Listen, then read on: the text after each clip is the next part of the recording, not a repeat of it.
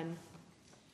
Thank you, Deputy Speaker. Tonight I rise not just to speak about the appropriation bills, but to give voice to the concerns, the frustrations and the hopes of the communities that are too often left behind, communities in the electorate of Lyne. Because let's call this budget what it is, a patchwork of blunders that, when woven together, form a tapestry of neglect for rural and regional Australia. And the consequences are not abstract. They are lived, felt and endured by families, workers and small business owners right across our electorate and beyond. Before this budget was handed down, I made a detailed pre-budget submission. I spelled out in no uncertain terms the urgent needs of communities and for the people of the Lyne electorate, for our roads, for our telecommunications, our water security, our seniors and our children. A submission that I worked closely with communities and organisations across the electorate. Well, what was the Albanese government's response? Well, we did get three things from the submission, and I'm grateful. Another round of Stronger Communities program, the funding for the Growing Regions program, and funding to enabling infrastructure to unlock development-ready land for housing. One of the key issues that was raised with me in a housing forum I held last year. No one raised changing the CGT or negative gearing settings. What people were talking about were things like investing in power, water and sewerage enabling infrastructure.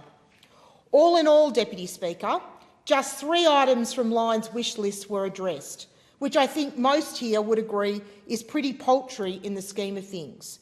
It is pretty unsatisfactory for the hard-working, tax-paying people of Lyne to think that is all they are worth. Taken as a whole, this budget lets rural and regional people down big time. It's a budget that defunds regional Australia. It's as though Labor has drawn a line around metropolitan Labor seats and said, the rest of you, you'll have to make do. Well, take a look at our roads. Not a single cent for the critical upgrades and interchanges on the Pacific Highway our communities rely on for safety and growth. Telecommunications, stripped of over $21 million in funding, making it even harder to fix mobile and internet black spots. The National Water Grid, slashed by $103 million, money that could secure our water future with projects like the Kaiwarrick off-river water storage. And let's talk about health. You know I like this topic. The Albanese government has all but abandoned regional health care. From a $1.8 billion commitment to urgent care clinics, Taree, despite repeated evidence-based requests, gets nothing. Zero, zilch.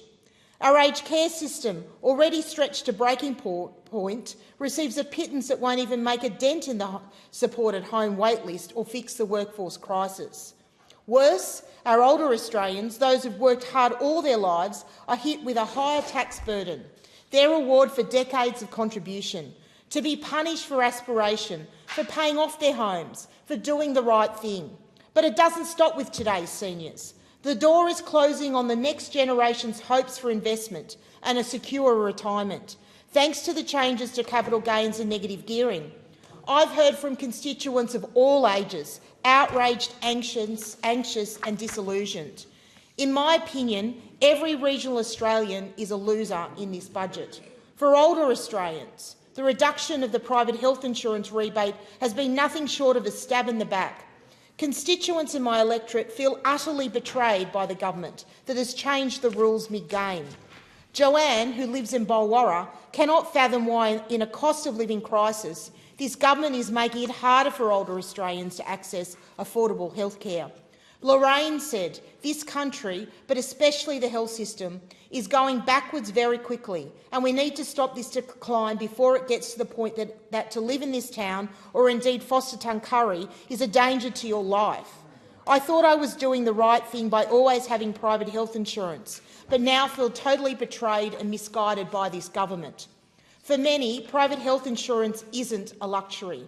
It's the only way they can get the surgery, the specialist treatment and the procedures that restore quality of life. The Howard government understood this, which is why it increased rebates for older Australians. Now the Albanese government's cuts means couples over 65 could pay an extra $1,600 a year, a 21% increase, and that's on top of a 4.4% rise in premiums for everyone. This is the largest premium hike in 8 years, and it comes as Australians face the highest out-of-pocket costs to see a GP in Medicare's history, over $50 on average. All this in the midst of a cost of living crisis made worse by budget mismanagement. And the result? Every Australian forced out of private health puts more strain on our already stretched public hospitals. Manning Basin Taree, Port Macquarie, Maitland and John Hunter hospitals. These hospitals are the lifelines for our region, and the immense pressure they are already under has just been made much worse thanks to Labor. Labor says these cuts are about fairness, but where's the fairness in punishing those who've paid taxes their whole lives, who took out private cover to ease the burden on public hospitals? Where's the fairness in driving up costs, pushing more people onto waiting lists and shifting the financial burden onto taxpayers and state governments? It is not just, it is unjust, and it's deeply wrong. Now let's turn to trusts and tax changes hidden in this budget. The government says it's about fairness again, stopping trusts from distributing income to family members. But for many Australians, for many families, for farmers, for small businesses in regional Australia, trusts are not a loophole. They are a legitimate way to protect assets, to plan for the future, to pass on a legacy. Many people in Lion have spent decades building a small business, running a farm, paying off a home and saving carefully so they can leave something behind for their children and grandchildren. They've worked long hours, taken risks and gone without, all in the hope that the next generation might have a better future. Now, before the election, Labor promised it wouldn't touch key tax settings like negative gearing and capital gains. Now those promises are gone. There is no fundamental difference between the challenges that existed at the last election just 12 months ago and the challenges that exist today that are barriers to young people getting into housing.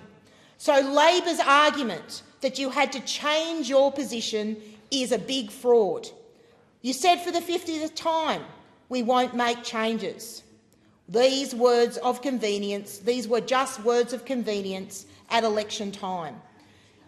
I'm going to have to say, Deputy Speaker, that this broken promise has done immense damage to the trust that Australians have in our democratic institutions and the processes at a time when they need to be able to trust government more than ever before. I say that most sincerely. Labor, you have done immense damage to the trust that Australians have in our democratic institutions and processes at a time when the Australian people need to be able to trust government more than ever before. This budget is a warning. When government runs out of money, they come after yours. They're chasing you down the street for the last $2 in your back pocket. Regional Australians deserve better. You cannot keep treating working people, small business owners and farmers as cash cows for Canberra. I've heard from local business owners, constituents who have contacted me about the impacts on their business of high-taxing governments who break promises. One in auto electrics and air conditioning who was closing his business after 21 years because Labor's taxes have made it too difficult to operate. He's instead closing shop to take his skills and resources to Canada. Owen and Lynn and my electorate emailed me to share this. The Labor Party continues to target and destroy small businesses. Our son, who now runs our joinery company after our retirement, is disillusioned and considering moving his business and family to a place where they can thrive and are appreciated. Our business has been operating for some 49 years and contributing to our community with quality products and services, and this would be a great loss. We are so frustrated by the constant attacks on small business and young entrepreneurs. The budget was the last straw for many people and the defining factor that has led to this decision.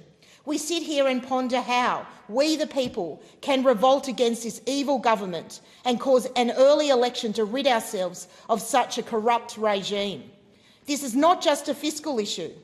It's a question of values. Do we want a country that rewards hard work and aspiration, or one that penalises it?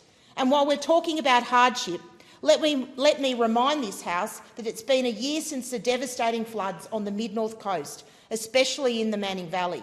The scars are still visible. Recovery is far from over.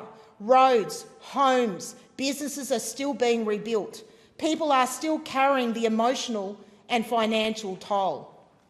We've heard a lot from government about resilience. Popular among agency officials and bureaucracies, locals just roll their eyes when the word resilience is used, as they are sick of being told that resilience is the government's objective. The PM said in June last year, whether it's helping families get back into safe housing or supporting local businesses and farmers to clean up and keep going, we're standing with communities every step of the way. Well, here's the news. No, you haven't. Where is the funding for house raising and buybacks? Where is the funding for community infrastructure like Wingham Pool? Where is the revitalisation for Taree and Wingham CBDs smashed by the floods? For road repairs? For just simply being there and helping people? This week I've heard that potentially the recently announced package is not going to be fully fulfilled. I mean, I was with people only this weekend who were in communities of Croci and Bonnick, people that lost everything. I was with them in the mud. I was with them in their homes when they were trying to find those family heirlooms, those photos that were their connection to the life they once had. And then they stand and they hear the words from the Prime Minister and then they don't see the follow-through. Can you imagine what it feels like to be those people? This is the things that we need the government to remember when they make the grandiose commitments to the people of Australia, that there are real people that listen and expect delivery when they need it most. Deputy Speaker, when governments make promises when the TV cameras are rolling, but when the spotlight fades, the support disappears, and we are left fighting tooth and nail for every scrap of assistance. Right now, Australians are seeing a clear choice.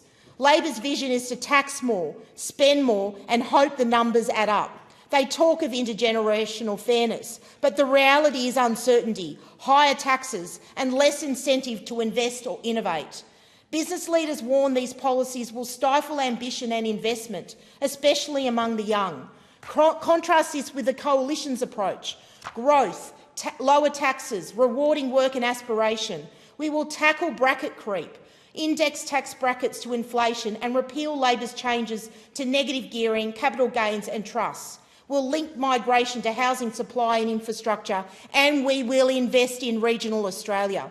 Because communities like mine are feeling the strain on roads, health, aged care, water, telecommunications and housing.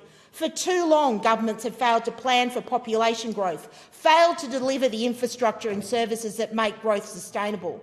And abolishing the mobile black spot program and reducing funding for regional tech hub, that's proof positive that Labor couldn't care less about regional needs. Families in line are at breaking point. Rising energy and fuel bills, soaring insurance, expensive groceries, mounting pressure on household budgets. Small businesses and farms need certainty, not the constant threat of new taxes or spending blowouts. This year's budget debate is about more than numbers. It's about the kind of country we want to be, a country that backs the people who grow our food, build our homes, care for our sick and educate our children, a country that rewards effort, supports resilience and honours the regions as the wealth creation centre of this nation. This year's budget debate showed Australians there is now a very clear choice about the direction of the economy and about what kind of country we want Australia to become.